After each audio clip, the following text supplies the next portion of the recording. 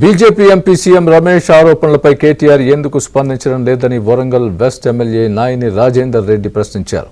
BRS విలీనంపై తన దగ్గర ఆధారాలు ఉన్నాయని ఓవైపు సీఎం రమేష్ చెబుతూ ఉంటే మరోవైపు సొంత చెల్లెలు కవిత ఆరోపణలు చేసిన కేటీఆర్ మౌనంగా ఎందుకుంటున్నారని అన్నారు.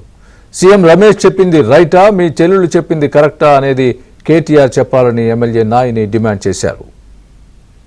చిల్లరగా దిగజారిపోయినావు, సరే నీ చిల్లర దిగజారటానికి మేము చెప్పనవసరం లేదు, బయట వాళ్ళు చెప్పనవసరం లేదు. నీ ఇంటి వాళ్ళే మీ చెల్లెనే నేను ఏమంటాడో చూసినావు, సీఎం రమేష్ ఏమంటాడో ఆయన చూసినావు. ఒకటో రెండో నీ చేతగాకనే దానికి జవాబు చెప్తలేవు ఎందుకు నువ్వు? వాళ్ళు అడిగిన ప్రశ్నకు బీజేపీలో విలీనం చేయాలి అని నువ్వు అడిగినావు, పోయి కాళ్ళు పట్టుకున్నావట.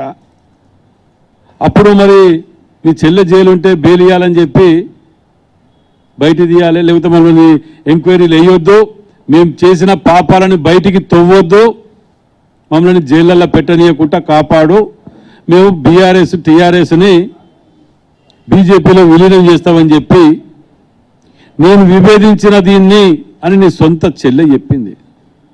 ఇంతకంటే పెద్ద సాక్ష్యాలు కావాలా? ఇవాళ సీఎం రమేష్ ఇంటి మీద ఫోటో వీడియో క్లిప్పింగ్స్ ఉన్నాయంటున్నాడు. మరి వీటి గురించి నువ్వు ఎందుకు మాట్లాడతలేవు? అది వదిలిపెట్టి నాకెందుకో అనుమానం ఉన్నది, ఇదేం మాట నువ్వు మాట్లాడేది? అనుమానం ఉన్నది అనేది ప్రజలంటే ఏమనుకుంటారో అనే ఆలోచన లేకు.